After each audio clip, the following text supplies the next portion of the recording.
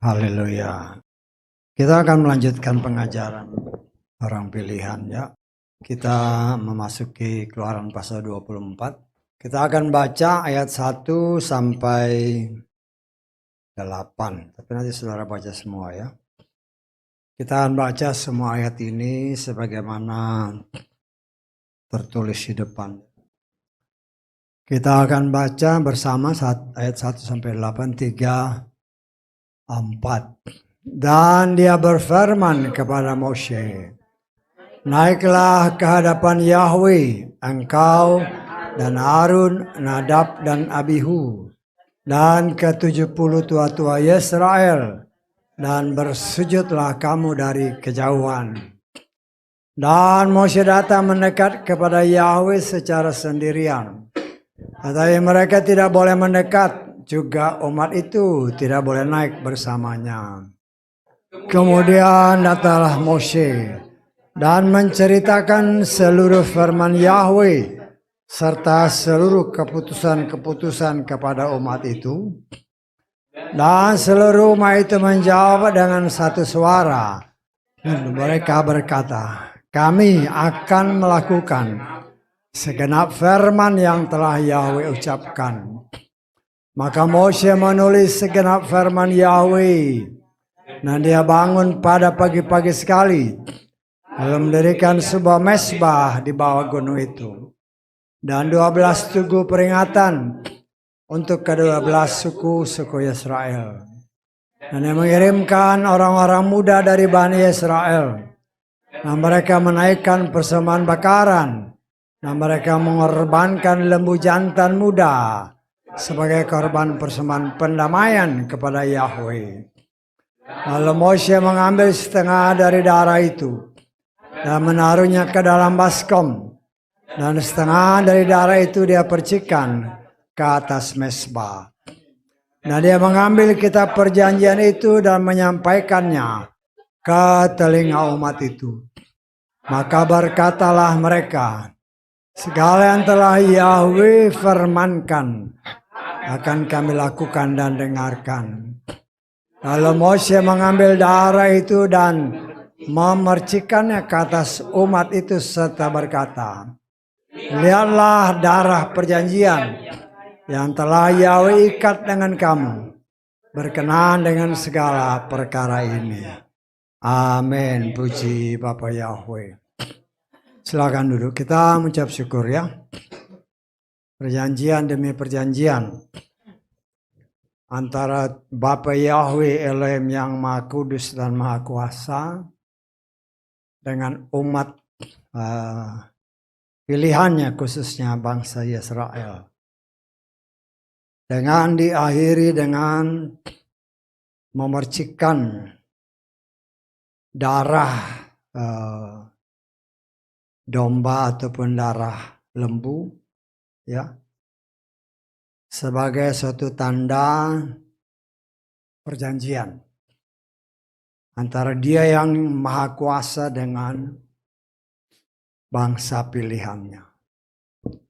Bahkan dengan jelas dikatakan oleh firman Tuhan, bangsa itu bersepakat menyatakan segala yang telah Yahweh firmankan akan kami laksanakan dan taati. Ya. Itulah manusia. Begitu mudah untuk mengatakan ikatan atau janji. Tetapi di dalam praktek kehidupannya, ya, dengan segala macam permasalahan yang mereka hadapi, seringkali tanpa disadari atau bahkan juga dengan sadar, apa yang mereka ucapkan sebagai janji seolah-olah lupa. Ya, nah, itulah karakter manusia, bangsa pilihan, termasuk saudara dan saya. Ya. Dan kita mengucap syukur apa yang tadi kita baca. Ya. Pelan tapi terus maju, semakin hari semakin kita terus menerus membaca, menggali dan menggali firman. Ya. Nah, saya sangat percaya ketika kita membaca, Tuhan pun terus menerus menggenapkan firman-Nya. Iman datang dari pendengaran akan firman Tuhan. Ya. Dan tidak cukup sampai di situ. Ya. Karena firman Tuhan berkata, iman tanpa perbuatan mati. Ya. Jadi di sini kita melihat tidak cukup kita hanya mendengar. Memang dengan mendengar firman, apa yang dikatakan timbul iman. Nah, kita mau ucap syukur, ada tertulis, tidak semua orang beroleh iman. Berdasarkan apa yang tertulis dalam kitab Tesalonika. Ya. Nah, kita mau ucap syukur oleh kemurahan Tuhan. Ketika kita mendengar, iman timbul. Tetapi jangan hanya timbul, tetapi kita belajar mempraktekkan apa yang kita dengar. Karena dengan mempraktekkan ada tertulis, iman menjadi sempurna ketika kita mempraktekkan apa yang kita dengar. Ya. Nah, kita harus ingat bahwa Tuhan itu setia sama firman-Nya. Dia menghendaki saudara dan saya bertumbuh sempurna sama seperti Dia sempurna. Karena pada awalnya memang manusia diciptakan sempurna. Tetapi karena jatuh dalam dosa, maka iman itu menjadi hancur. Ya. Dihancurkan oleh pekerjaan sejahat. Tetapi Tuhan tidak pernah melupakan perbuatan tangannya. Sehingga dengan caranya, ya, Tuhan yang melihat bahwa dari sekian banyak manusia, Tuhan sudah mengetahui siapa yang masih bisa diselamatkan. Yaitu orang-orang yang memang sudah Dia tetapkan untuk diselamatkan sebelum dunia diciptakan. Ya. Karena itu Dia terus bekerja sampai kepada detik ini. Karena banyak umat Tuhan yang masih hidup dalam gelimang dosa. Bahkan mereka menamakan diri umat pilihan yang sudah ditetapkan untuk diselamatkan pun. Banyak di antara mereka tidak menyadari bahwa mereka bagian daripada orang-orang yang telah ditentukan untuk diselamatkan. Walaupun dalam kenyataan kehidupan saat ini mungkin mereka masih hidup dalam gelimangan dosa. Tetapi Tuhan tahu caranya bagaimana menyelamatkan orang pilihannya. Nah, saudaraku yang dikasih oleh Bapa Yahweh, ya, bangsa Israel merupakan gambaran bagaimana dari tengah dunia yang gelap Tuhan menetapkan pilihannya, yaitu memanggil orang-orang pilihan, ya, untuk diselamatkan. Dan kita belajar bagaimana kisah orang-orang pilihan. Paling sedikit kita mulai dari Abraham. Abraham dengan segala macam pergumulan, tantangan, pencobaan. Abraham pun tidak salah ataupun tidak luput dari berbuat dosa. Ya. Tetapi kita melihat pembelaan demi pembelaan Tuhan terus-menerus terjadi. Ya, sehingga sampai kepada kita pada titik di mana Tuhan sudah menetapkan secara khusus bahwa bukan semua keturunan Abraham adalah orang pilihan. Tetapi hanya mereka yang dari Sarah. Ya, atau dari Yitzhak atau dari Yakub. Itulah orang-orang yang sudah dia tetapkan untuk diselamatkan. Akan tetapi ya, kenyataan kehidupan dari sekian banyak orang yang sudah dipilih berdasarkan firman Tuhan, hanya yang berasal dari Sarah yang akan disebut Yisrael. Ya, firman Tuhan berkata, akan datang saatnya seluruh Yisrael akan diselamatkan, kata kitab Roma. Ya, tetapi kenyataan membuktikan sekarang sebanyak orang-orang yang menamakan diri, atau kita tahu bahwa orang-orang ini adalah benih-benih dari Bapak Abraham, atau dari Yitzhak, atau dari Yakub.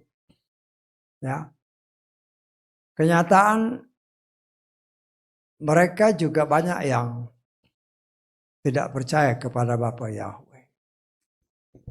Tetapi rencana Bapak Yahweh tidak mungkin gagal.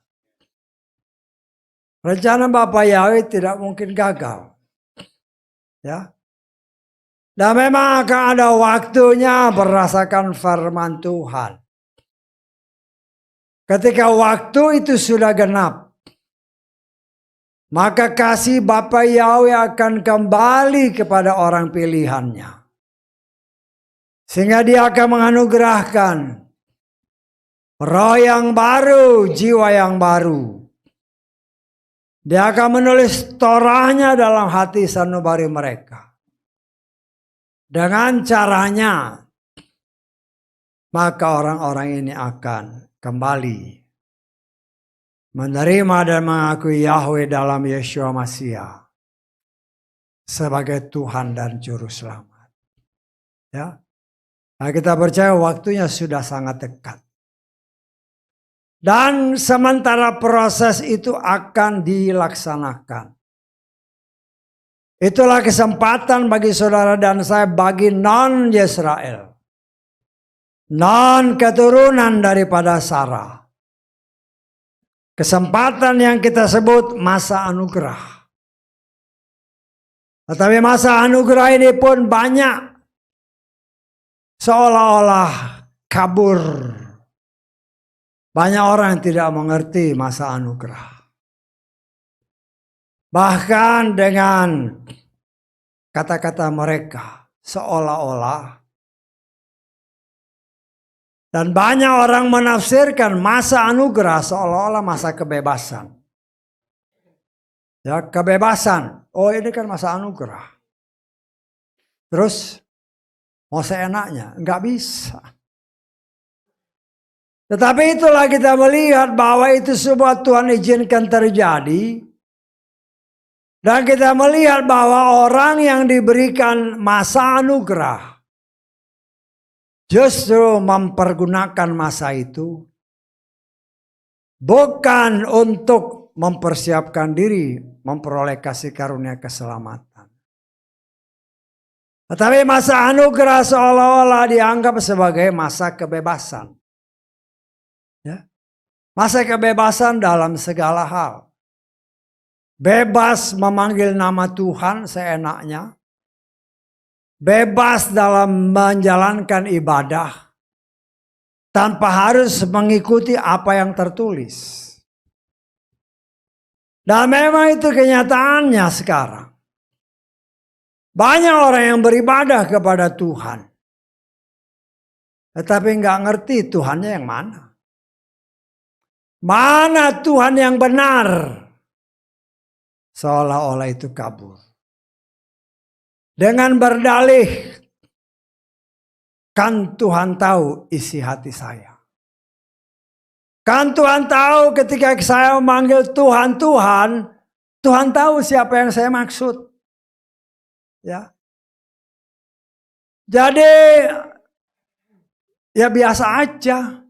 Saya panggil Tuhan, Tuhan sudah tahu siapa yang saya maksud. Tuhan tahu isi hati saya. Ya, berbagai macam ungkapan.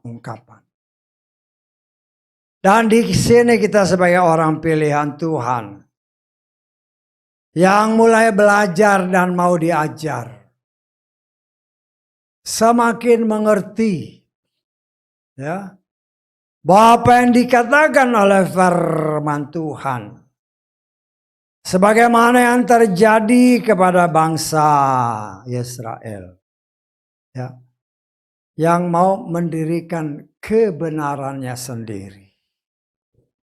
Kita lihat ya dalam Roma pasal ke-10 ayat 1 sampai ke-3 aja lah ya. Saudara-saudara, tentu saja kesenangan hatiku dan permohonanku kepada Elohim demi Israel adalah untuk keselamatannya. Sebab aku memberi kesaksian terhadap mereka bahwa mereka memiliki kecemburuan Elohim, tetapi bukan atas dasar pengenalan. Perhatikan ayat 3. Sebab dengan tidak memahami kebenaran Elohim dan dengan berusaha untuk menegakkan kebenarannya sendiri, mereka tidak tunduk pada kebenaran Elohim. Sebab Hamasya adalah penggenapan hukum bagi kebenaran setiap orang yang percaya. Ya. Nah, ini bukan terjadi hanya kepada bangsa Israel. Pergumulan Paulus, ya, bahwa bangsa ini memang rindu untuk tunduk kepada kebenaran. Tetapi bukan kebenaran Elohim. Tetapi kebenaran menurut pendirian mereka. Dan itulah yang kalau kita kembali kepada apa yang dikatakan tadi. Banyak orang beribadah. Ya. Tetapi tidak mengerti kepada siapa mereka ibadah. Hanya dengan berdalih, Tuhan kan tahu kepada siapa saya beribadah. Seolah-olah mata mereka tertutup dengan selubung. Karena sejak awal Tuhan sudah memperkenalkan dirinya kepada manusia. Namaku Yahweh. Dan nama itu tidak berubah. Ya. Walaupun itu ditulis dalam, katakanlah dalam kitab Torah, dalam perjanjian lama kita sebut. Ya. Dan sayangnya karena tertutup dengan selubung, sehingga mereka pun tidak mengerti bahwa Tuhan itu tidak berubah. Ya. Ada tertulis Yeshua Hamasya tetap sama. Ibrani pasal 13 ayat 8. Dahulu, sekarang, sampai selamanya. Ya. Dan dia itu tidak berubah. Artinya kalau dahulu dia menyatakan akulah Yahweh, juru selamat. Dan tidak ada yang lain. Tetapi karena selubung yang menutupi banyak orang. Kalau ditanya pada zaman kita ini, siapa juru selamatmu? Ya. Mereka banyak nggak ngerti. Mereka menyebut satu nama. Tetapi itu bukan nama dari sorga. Dan nama Yahweh itu tidak pernah berubah. Tetapi karena orang tidak mengerti dan sudah tertutup dengan nama yang lain, nama yang bukan yang diberitakan oleh para rasul. Sehingga mereka tidak mengerti, ada tertulis. Yesus berbicara dalam Yohanes 5:43. Aku datang dalam nama Bapakku. Ya. Aku datang dalam nama Bapakku. Banyak orang, siapa namanya? Ya. Tetapi disitulah bagi kita yang sungguh-sungguh rindu untuk menggali dan menggali firman. Tuhan singkapkan. Namanya adalah Yeshua. Yahweh Shua. Jadi namanya nggak berubah. Hanya kalau pakai nama yang lain, nama yang tidak pernah kami beritakan. Ya nama Yahweh-nya nggak ada. Ya. Tetapi sayangnya banyak orang yang menamakan dia orang percaya, seolah-olah matanya buta. Sehingga ayat-ayat kebenaran firman yang disingkapkan pada akhir zaman, mereka memanggil nama yang lain yang tidak pernah kami beritakan. Dan itu bukan digali apa maksudnya. Tetapi disinilah kita melihat cara Tuhan yang luar biasa. Ya. Yesus menggenapkan apa yang difirmankan. Kepadamu rahasia dibuka. Tetapi kepada orang luar semua diberikan melalui perumpamaan. Dan itu tidak pernah berubah sampai selamanya. Kita lihat Markus pasal keempat. Ayat ke-11. Dan dia atau Yeshua berkata kepada mereka. Kepadamu. Siapa kepadamu ini? Kepada para murid. Ya. Telah dikaruniakan untuk mengetahui rahasia kerajaan Elohim. Tetapi kepada mereka yang di luar, semuanya adalah perumpamaan. Karena itu kita tidak heran kalau banyak orang yang menamakan diri orang Kristen. Kalau dia bukan murid, kalau dia bukan anak. Ya, yang mereka dapat cuman perumpamaan. Ya. Siapakah yang, ya kita sudah belajar ya, kita diangkat sebagai anak. Ketika kita mau lahir dari firman. Bayangkan Yesus berbicara. Kalau engkau tidak dilahirkan dari air dan roh, kau tidak akan masuk ke dalam kerajaan sorga. Banyak orang juga nggak ngerti, apa sih maksudnya lahir dari air dan roh? Berbicara air, berbicara firman. Kita harus lahir dari firman. Bukan dari keinginan seorang laki atau perempuan, tetapi dari keinginan Tuhan. Dan itu hanya terjadi melalui pembaptisan. Ketika kita lahir baru, lahir dari firman, itulah yang dikatakan Yesus kepada si Nikodemus. Karena lahir dari firman, kita diadopsi sebagai anak. Karena kita anak, maka apa yang tertulis dalam Markus tadi, kepada kita dibuka rahasia. Ya. Rahasia itu hanya dibuka kepada anak atau kepada mereka yang diadopsi sebagai anak. Atau kepada para murid. Nah, kita melihat di sini saudaraku yang dikasih oleh Bapa Yahweh.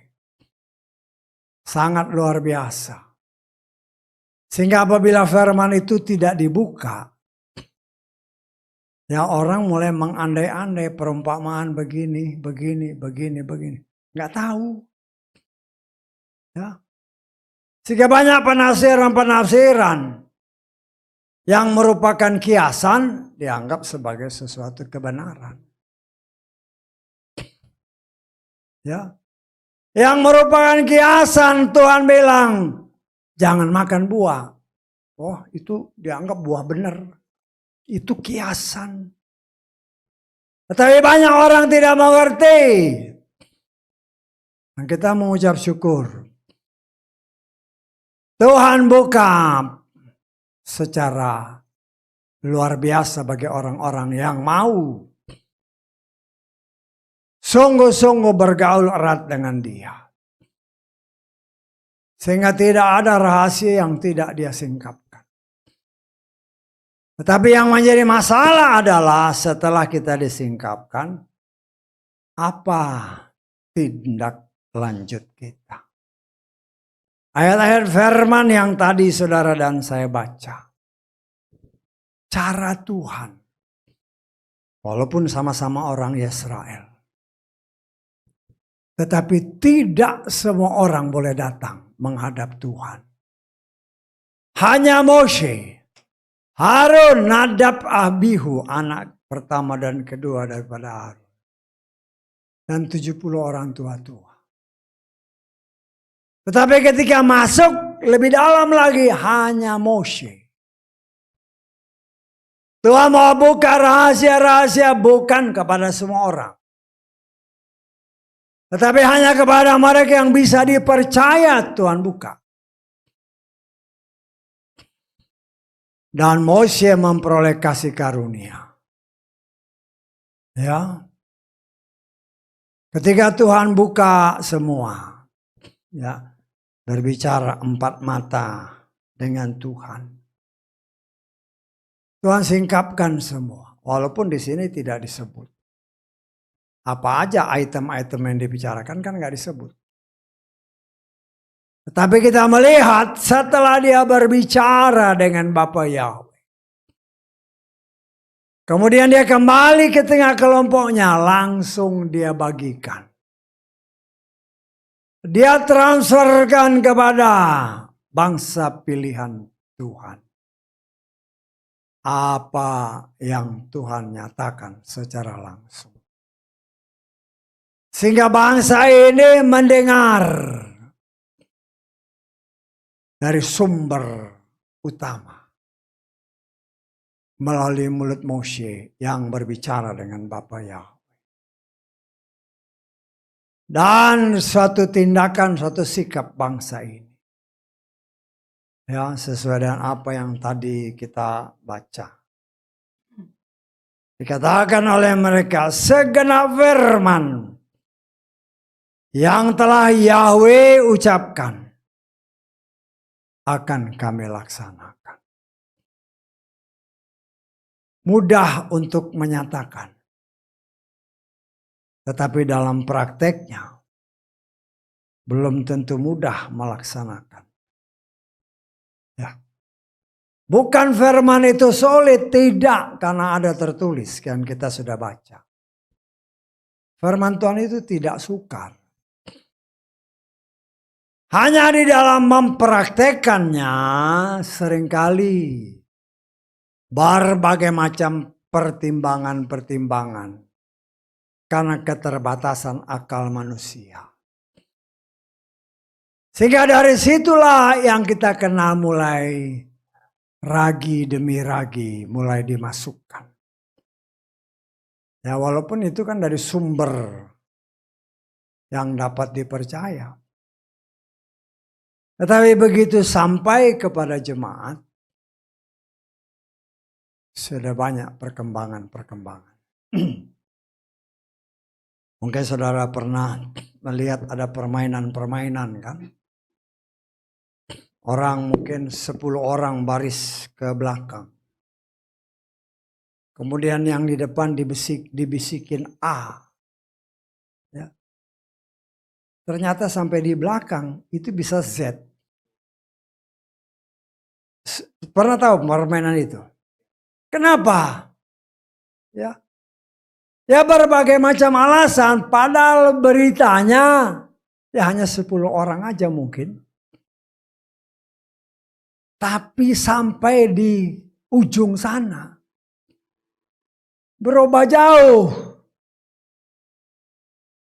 Itulah yang seringkali disisipkan.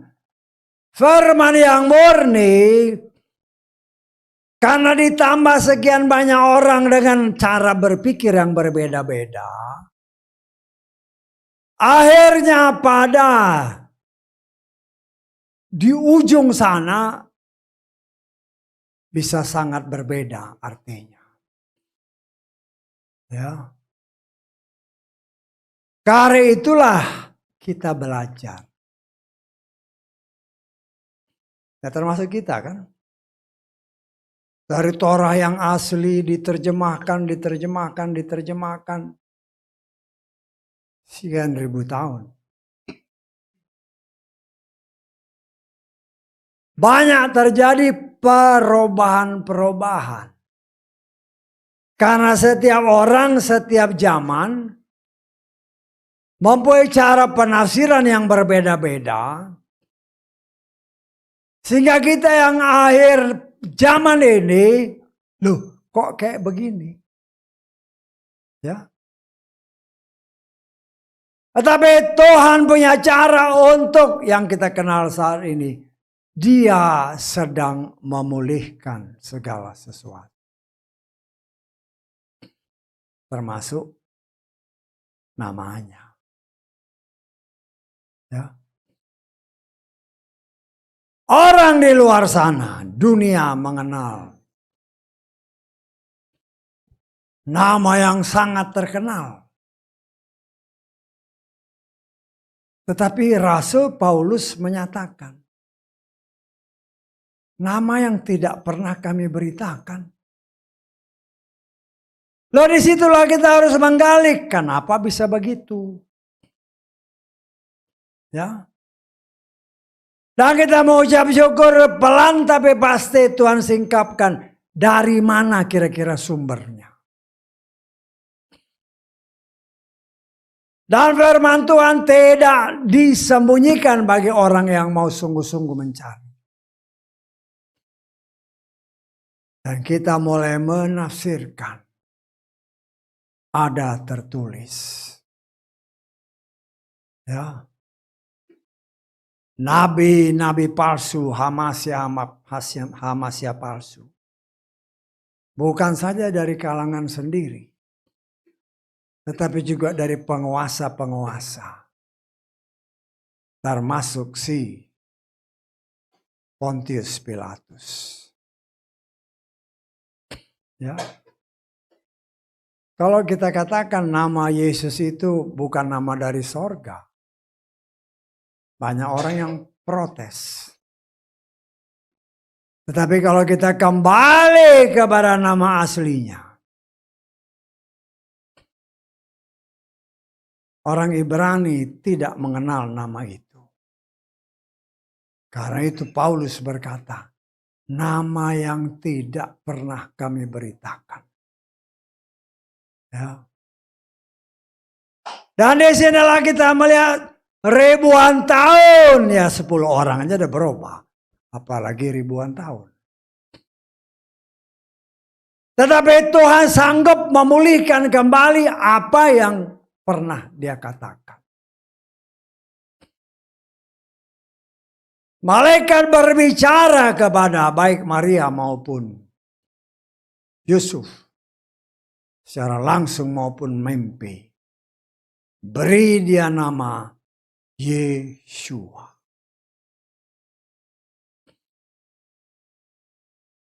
Tetapi dengan cara lecek si setan, nama itu berubah. Nama yang berubah berdasarkan Roma pasal 10 tadi dianggap sebagai kebenaran. Sehingga dalam suratan Timotius kembali diingatkan. Ya. Kebenaran palsu. Ya. pengetahuan palsu, tetapi dianggap sebagai kebenaran. Ya, saya baca di dalam, kalau terjemahan ILT ini kurang bagus ya. Tapi nggak apa-apa lah. 1 Timotius pasal ke-6. Ayat 20 dan 21. Supaya saudara ngerti ya. Bahwa ini sebenarnya sudah tertulis, tetapi ya bagi kita ya kita lihat Tuhan menyingkapkannya pada akhir-akhir ini. Hai Timotius, jagalah apa yang telah dipercayakan seraya menghindari percakapan-percakapan kosong yang duniawi. Pertentangan-pertentangan mengetahui apa? Mengenai apa? Pengetahuan yang tergolong palsu. Pengetahuan palsu. Tetapi kemudian karena mengakui sudah tahu palsu, diakui. Bisa tangkap Pak? Udah tahu palsu. Tapi itu dianggap sebagai satu kebenaran. Akhirnya apa? Membuat orang menyimpang dari iman. Dan saya menafsirkan itulah nama yang kudus. Ya. Nama yang kudus yang Tuhan singkapkan. Walaupun orang mungkin, nggak bisa. Sekali Y tetap Y. Ya. Sekali salah tetap salah gimana. Ya. Memang sebenarnya kelihatannya bagus. Pokoknya Y, ya Y terus. Cobalah. Dengan teknologi yang ada, kan sekarang sangat mudah. Apalagi orang-orang Indonesia yang berkali-kali ke Israel sana. Tetap aja nggak berubah. Ngapain ke sana jalan-jalan doang? Kenapa nggak nanya siapa sih Tuhanmu yang sebenarnya siapa? Juru selamatmu yang sebenarnya itu siapa? Berkali-kali ke sana ya tetap aja. Nama yang sudah mendarah daging. Sudah tahu palsu tetapi tidak mau menolak kepalsuan. Akhirnya hidup dalam kepalsuan.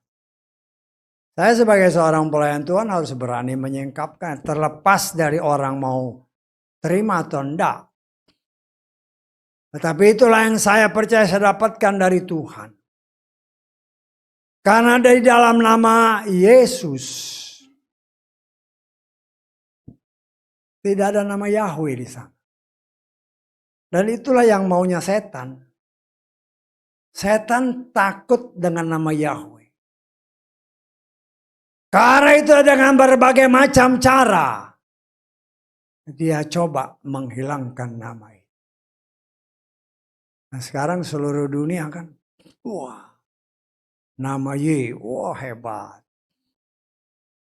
Kemudian saya pernah terpikir. Jangan-jangan nanti. Pakai nama itu. Si nabi palsu. Bikin patung bisa ngomong. Ya. Wah itu kan hebat. Itu nama asli. Ya sudah. Ya. Nah kita sebagai anak-anak Tuhan. Paling sedikit saya memberitakan kepada kita. Engkau yang di luar sana mungkin juga engkau bertanya-tanya. Tanya Tuhan. Jangan tanya orang-orang siapa-siapa. Tanya Tuhan. Kan sekarang komunikasi gampang. Ketik aja lagu-lagu Ibrani. Kalau dia pakai bahasa Ibrani. Hanya pakai Yeshua. Tidak ada nama yang lain. Tapi kalau nama Yahweh mereka Adonai, itulah. Jangan tertipu karena bangsa ini memang. Ya, belum diberikan roh yang baru, jiwa yang baru. Nanti waktunya datang. Mereka nggak panggil lagi Adonai. Mereka tidak lagi panggil Hashem. Yahweh.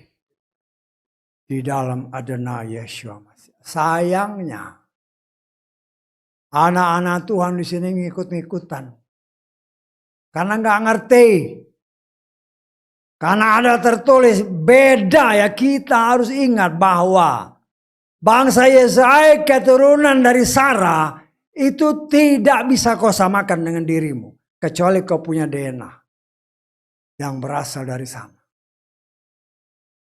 Ya. Nah, kita harus berani mengambil sikap, inilah masa anugerah bagi kita. Anak adopsi, anak angkat. Pergunakanlah waktu ini untuk sungguh-sungguh. Hanya berpaut kepada Dia. Karena waktunya sudah tidak lama. Ya. Mose memberitakan langsung kepada saudara-saudaranya. Kita mendapatkan langsung dari sumber yang sangat bisa dipercaya, itu bangsa Yesaya. Kan Tuhan yang ngomong sama Mose, namaku Yahweh. Bangsa Israel adalah anak sulung. Nah, itu kita pegang. Ya. Dan kita melihat satu hubungan yang sangat luar biasa ketika dia mendapatkan berita dari Bapa Yahweh, cepat dia sampaikan. Dan menjadi satu bagian kehidupan yang Tuhan perintahkan juga kepada saudara dan saya. Yang dijanjikan akan menjadi imam dan raja. Memerintah bersama dengan Dia. Apa kewajiban kita sebagai raja? Ya, yang berhubungan dengan Torah. Nah, kita baca dalam kitab Ulangan pasal ke-17 ayat ke-19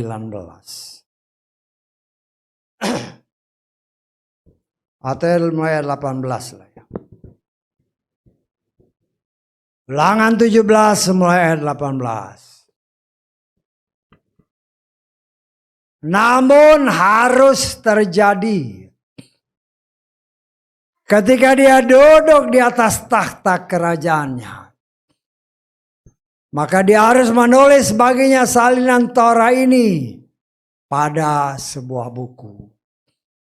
Dari apa yang ada di hadapan imam-imam orang Lewi. Dan perhatikan ayat 19. Itu harus ada bersamanya. Dia harus berhadapan dengannya sepanjang masa hidupnya. Sehingga dia dapat belajar takut akan Yahweh Elohimnya. Dengan berpegang pada semua perkataan Torah ini.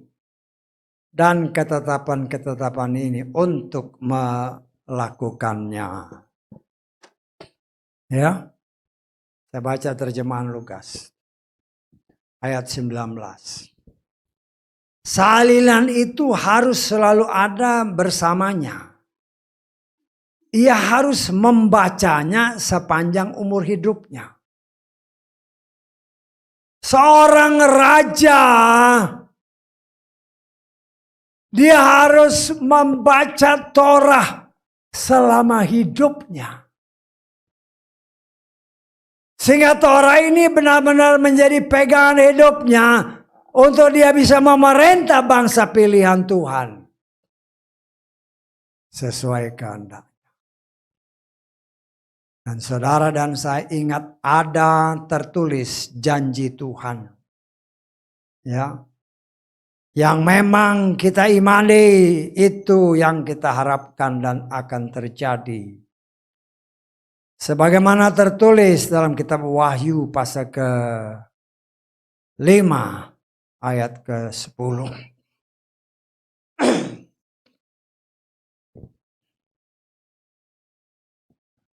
Engkau telah menjadikan kami raja-raja dan imam-imam bagi Elohim kami. Dan kami akan memerintah di atas bumi. Pegangan kita itu Torah. Harus senantiasa ada dalam hidup kita. Karena ini kita akan memerintah bersama Dia di bumi.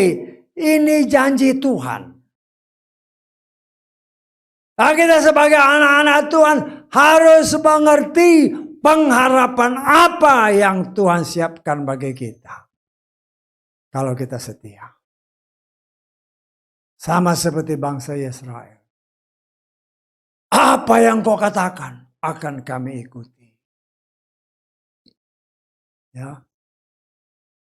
Tadi kan saudara baca kan? Betul enggak?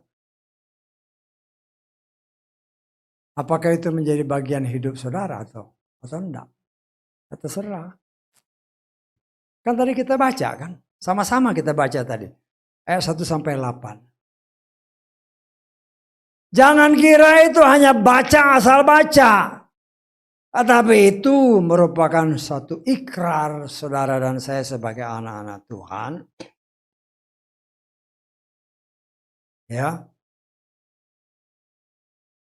Yang menyatakan segenap firman yang telah Yahweh ucapkan akan kami bacakan tadi kan, betul nggak? Hanya masalahnya kita lakukan apa enggak.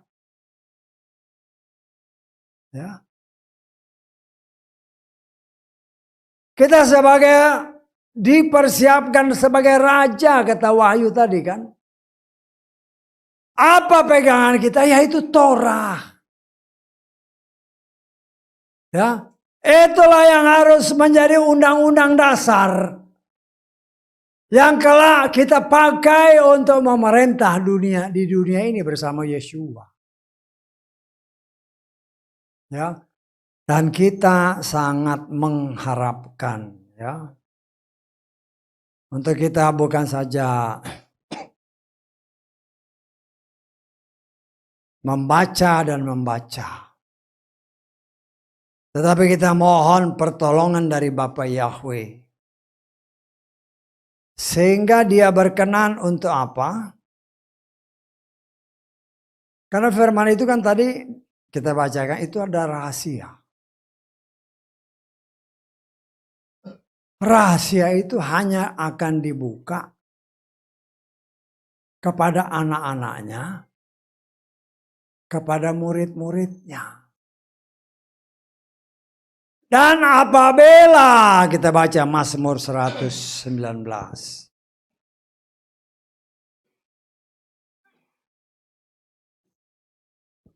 Mazmur 119 ayat 130. Tadi kita nyanyi lagu kan, firman-Mu pelita bagi kakiku, ya kan? Ini terjemahan ILT ya. Pintu masuk firman-Mu menerangi, mengajar orang-orang yang sederhana. Itulah yang saya katakan ILT ini ngawur terjemahannya. Susah dia mengerti. Saya baca terjemahan Lugas ya. Ketika disingkapkan, firman-Mu memberi terang. Beda kan. Langsung bisa ditangkap kalau ini apa ini. Pintu masuk firman-Mu menerangi apa. Ya. ILT 1, 2, 3, 4. Mau sampai 10 pun kalau cara nulisnya kayak begini. Bagaimana? Kita harus bisa menangkapnya dengan mudah. Kadang-kadang mau letter luck akhirnya ngawur.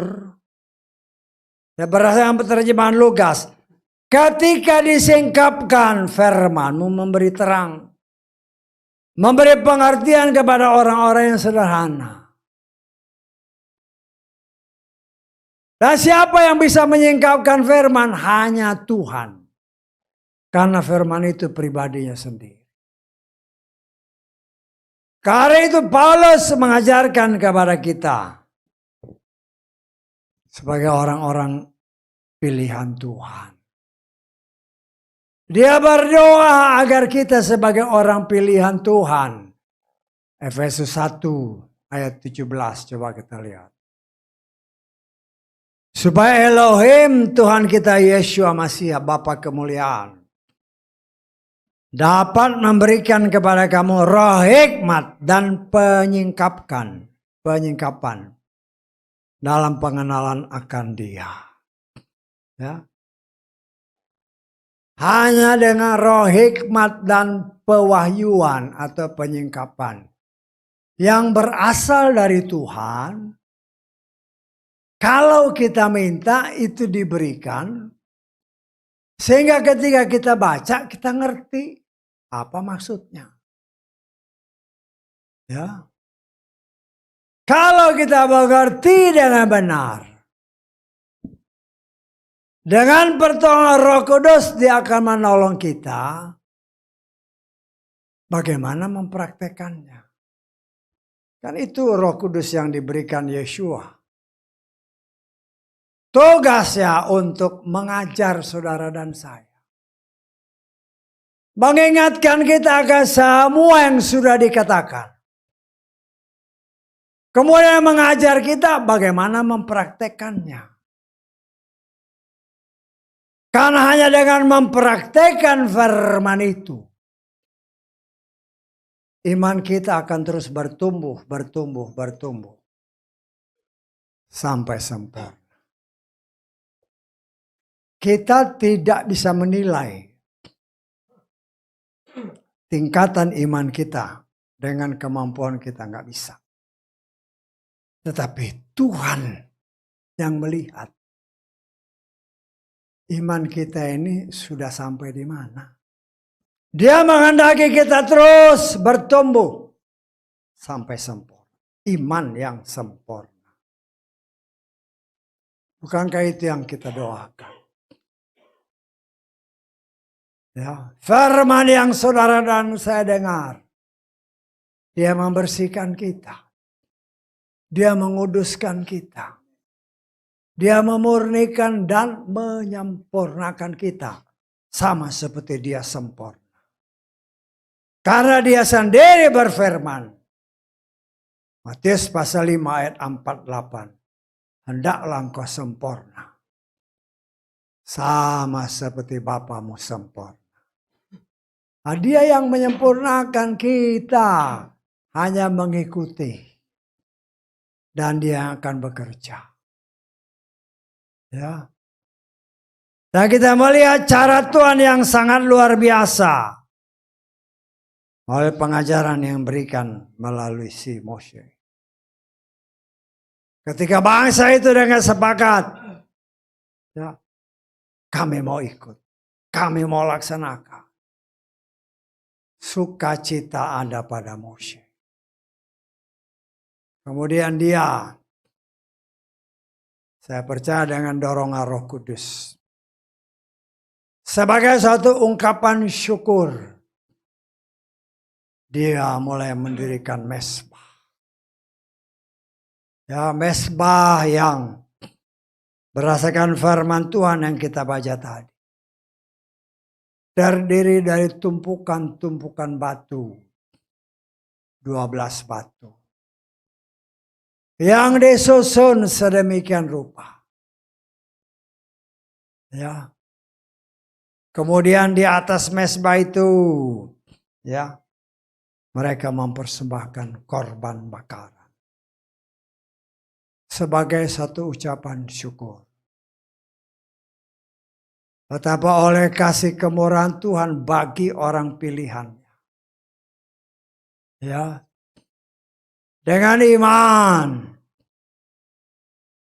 Moshe mengambil darah yang tercurah ketika lembu dipotong. Kemudian darah yang dipercikan sebagai satu lambang perjanjian darah. Antara Bapa Yahweh yang telah berkenan menyelamatkan umat pilihannya dengan orang-orang Israel. Walaupun bangsa ini dalam kenyataannya, ya, mereka nggak setia, mereka berontak. Kenapa bisa terjadi?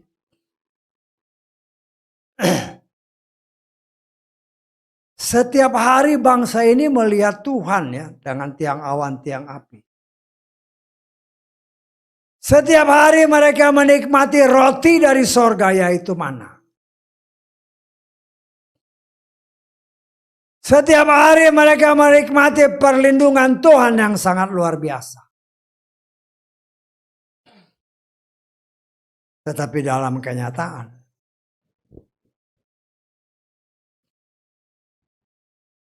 tidak sesuai dengan apa yang mereka ikrarkan. Berontak terus. Ya. Berontak terus. Karena di dalam kalangan mereka sendiri pun, ya itu seperti yang saya katakan tadi kan. Sudah banyak tambah kurang. Dari firman yang murni diucapkan oleh Bapa Yahweh. Tetapi ketika sampai kepada bangsa pilihan. Kenyataan membuktikan. Tidak lagi 100% murni. Dan kita merasakannya bagi kita sampai saat ini. Tetapi kita mengucap syukur. Walaupun kita bukan secara DNA keturunan daripada Sarah. Tetapi Yesus berkata, ada domba-dombaku dari kandang yang lain. Yang mau mendengar suaraku. Yang juga harus ku gembalakan. Yaitu saudara dan saya di tengah-tengah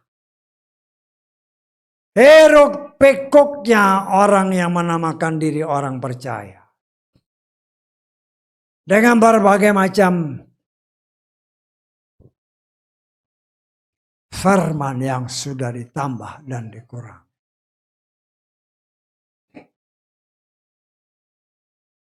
Dengan bermunculannya hamasi-hamasi palsu. Ya kita kan lihat. Kita dengar berita-berita. Tetapi yang palsu sudah dianggap sebagai kebenaran. Padahal kalau pelayannya, wah ini pelayan top. Pelayan top.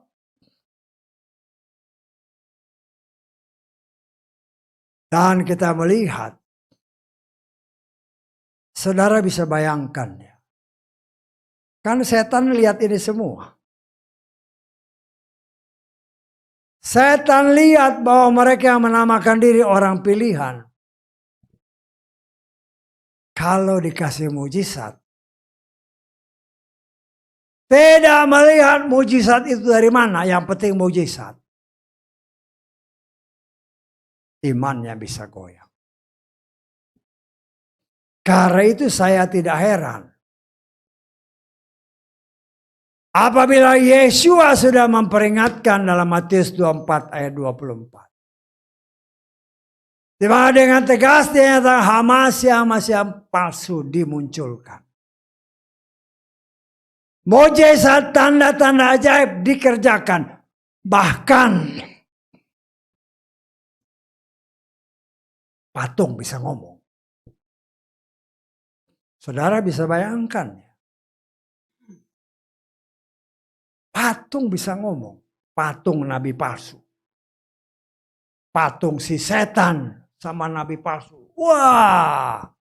Bicara. Wah. Sat. Tanpa sadar. Sama seperti zaman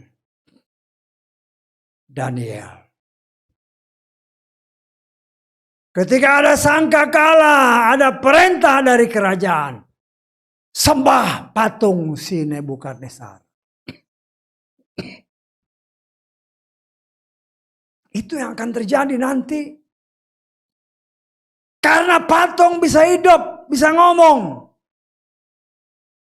Tinggal si setan atau nabi palsu, sembah dia. Sembah dia. Dan itu pasti terjadi. Kenapa orang percaya? Karena memakai nama yang dianggap sebagai kebenaran. Wah, ini dari dia. Ya. Nah, saya sebagai pelayan Tuhan harus berani mengatakan. Ya, hati-hati. Karena ini harus terjadi. Tetapi kita berdoa. Memohon kemurahan Tuhan. Agar ketika hal-hal itu terjadi. Ya mungkin kita lihat, kita dengar. Saat yang bersamaan. Supaya jangan orang pilihannya tercemar. Kita diraibkan. Hanya masalahnya. Seberapa siap kita.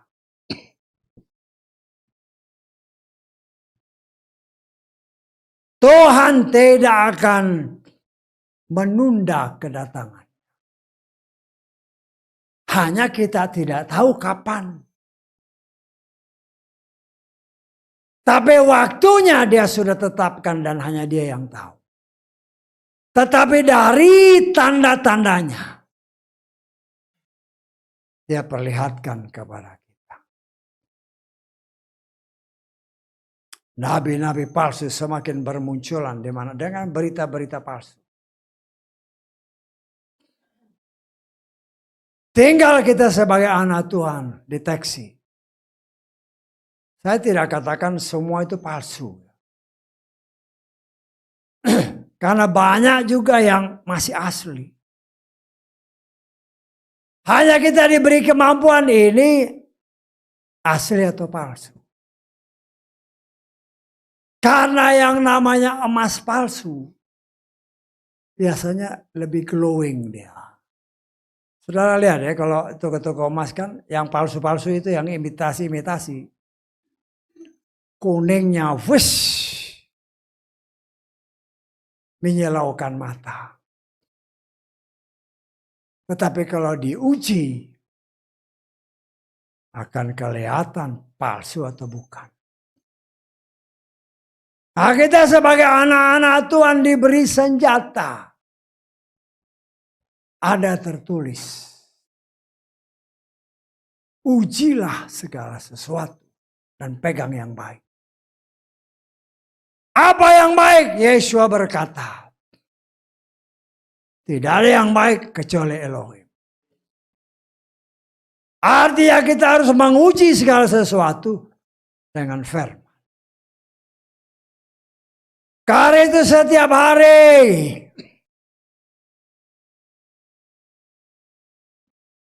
Seperti yang tertulis dalam Ulangan 17 tadi.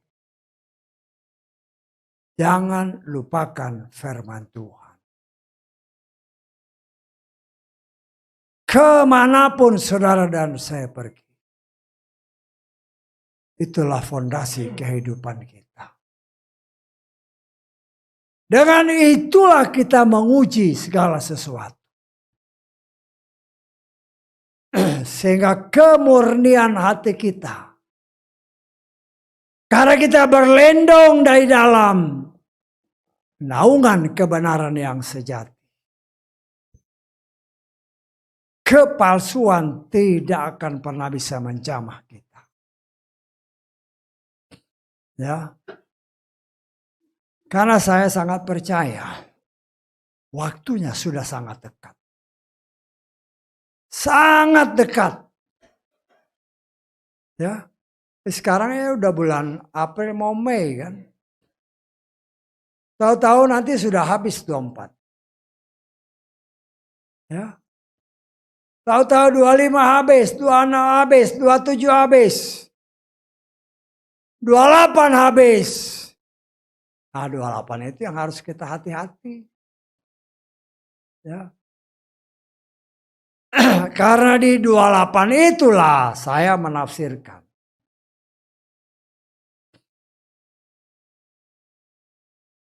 Antara berakhirnya 80 tahun. Sesuai apa yang tertulis. Umur kami 80 tahun. Tetapi selebihnya adalah waktu-waktu. Generasi mulai berlaku. Nah, itu tidak lama ya. Karena itu mari kita bebenah diri setiap hari. Dalam setiap kegiatan kita, kerja-kerja, lakukan segala sesuatu. Tapi jangan lupa apa yang menjadi bekal hidup kita, yaitu Torah. Harus senantiasa menyertai kita. Karena dengan itulah kita menguji segala sesuatu. Dan pegang yang baik. Dan saya percaya, kalau kita melandaskan hidup kita di atas batu karang yang teguh. Firman yang hidup yaitu Yeshua. Gelombang laut boleh datang. Angin ribut boleh datang. Tetapi anak Tuhan yang tertancap di dalam batu karang yang teguh tidak akan pernah tergoyahkan. Karena itu saudara, kita belajar dari apa yang dikatakan. Moshe tahu dia harus mempersembahkan korban bagi hormat kemuliaan Tuhan sebagai suatu ucapan syukur. Ya, dia dan saudara-saudaranya boleh mendapatkan kebenaran yang sejati. Ya. Bahkan dengan iman dia memercikkan tanda perjanjian darah. Dan saudara dan saya telah menerima perjanjian darah melalui Yeshua yang telah mati ganti kita.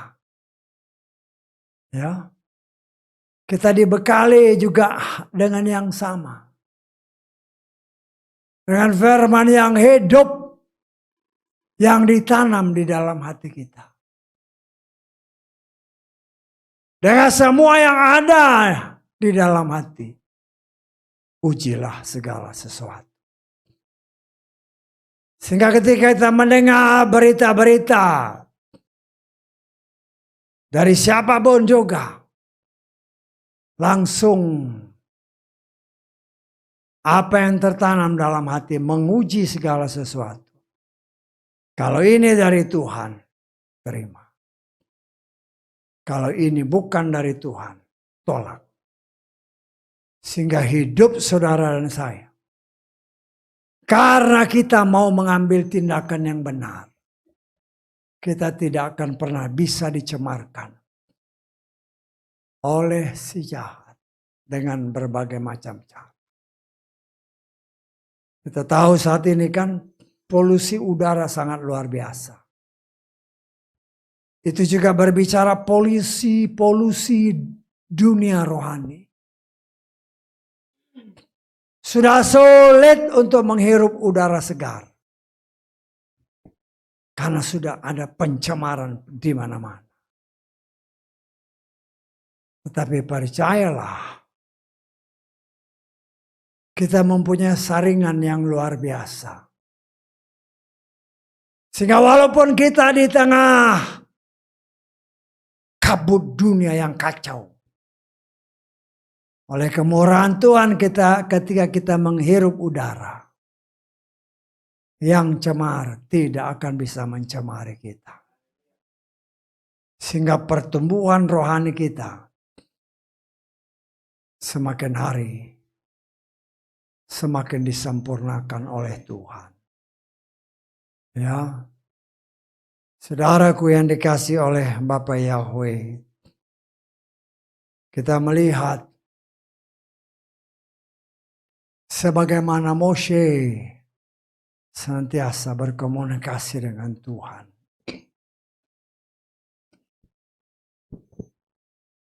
Jangan hanya lihat Moshe,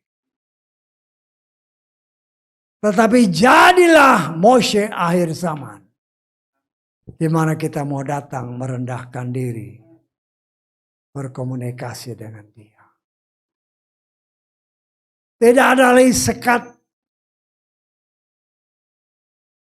Karena ketika Yeshua mati, tabir sudah terbelah. Kita langsung bisa berkomunikasi dengan Dia yang kudus. Kita bisa menanyakan firman Tuhan langsung karena Dia menghendaki kita mendapatkan firman yang murni. Tidak lagi memakai perantara yang tadi yang saya umpamakan itu. Sehingga dari yang murni akhirnya didapat di sana. Sudah kacau. Tetapi kita diberi kebebasan. Sekat sudah dibuka. Dan kita bisa datang kepada Dia. Kita bisa memanggil Dia Bapa. Ini aku anakmu. Tolong. Supaya sebagaimana engkau singkapkan kepada Moshe. Singkapkanlah bagiku. Sehingga aku mengerti firman-Mu dengan benar. Bukan kata orang. Tetapi engkau yang memberikanku hikmat pewahyuan. Sebagaimana tertulis dalam Efesus tadi. Aku boleh mengerti firman-Mu dengan benar. Dan dengan pertolongan Roh Kudus. Mempraktekkannya dengan benar. Sehingga melalui firman yang murni. Aku. Ya saudara berdoa seperti itu. Aku. Dibentuk. Sehingga layak. Bertemu dengan engkau. Saat sangkakala berbunyi kala. Haleluya, amin. Mari kita bangkit berdiri.